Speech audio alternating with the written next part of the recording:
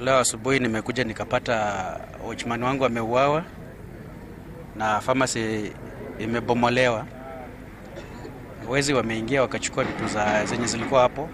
Kwa kadri hatujaangalia ni nini na nini zimeenda, lakini electronics zote hazipatikani kwa duka.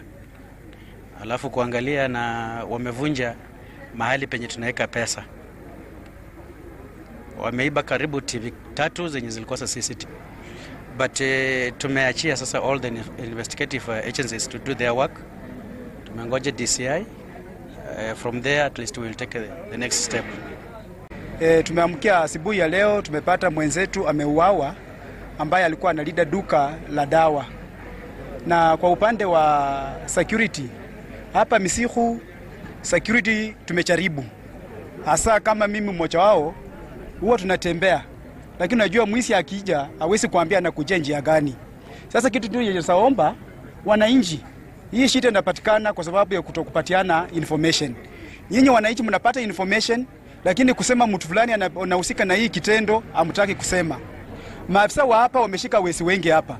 Wanapofika kwa police station unapata mlalamishi anasema mimi sitaki huyu kijana aende kotini ama huyu mama aende kotini.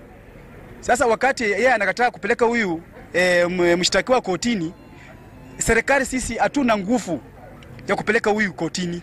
Sasa kitu ninaweza kuambia wananchi wa Misikhu, tafadhali, lack of information tinafanya hii mambo na kaa hivi. Kwa upande mwingine kama biashara, kuna basi hapa. Hiyo tunaomba serikali wafuatilie hizi license. Zinaenda paka saa ngapi? Kwa sababu ukipata mtu usiku amelewa anasema anatoka ba. Na kulingana na sheria mtu akiwa kwa barabara amelewa huwezi kumharakisha. Lakini tukipata license, tupate time ambayo hiyo ba inausa, tunaweza control. Leo asubuhi tumeamkia asubuhi tukapata tuna mwenzetu watchman mmoja ameuawa katika hii soko. Saa 2 asubuhi ndio tumepata hiyo ripoti. Alafu tena usiku wa saa 4 ya usiku tena tumekuwa na mama mmoja tena ameuawa katika hii kichichi ya hii soko. Amekatakwata na ameua tena amepelekwa katika mojari Webuye. Sasa hii soko ya Misikhu haina usalama. Wale maofisa wenye wako katika hii soko tuliongea nao wafanye patrol kuanzia saa 5 ya usiku mtu asipatikane katika hii soko, lakini kuanzia wakati tuliongea nao hakuna jambo yoyote ambayo imefanyikana. Hao maofisa wenye waka hapa tujue wanalinda watu kani, kwa sababu usalama hii soko haiko. Hata leo usiku hatujui ni nani leo atakufa. Sasa tunaomba serikali iingilie kati na county commission ikuje angalie hii kati ya hii soko ya Misikhu ni nini yenye iko katika hii soko ya Misikhu. Tumekaa muda tukilia kwa sababu ya uuaji wa kiholela katika hii soko ya Misikhu. Last month mtoto aliuawa hapa, tukashughulika tukaita maafisa wakakuja, lakini hatujaona suluhisho yoyote.